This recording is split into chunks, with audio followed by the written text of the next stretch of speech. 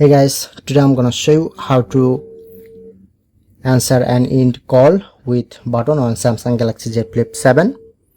So when I'm receive a call, when I'm press on volume up button, then its call is received, and down button, then it's INT call. Like I'm press on up button, then it's receive my call. So simply I'm just provide how can easily set up. At first open your settings,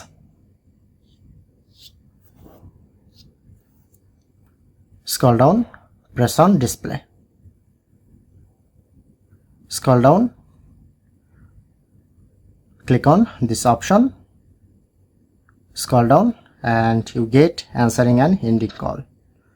Tap on, then you get press volume up to answer call, make sure turn on and press side button to INT call.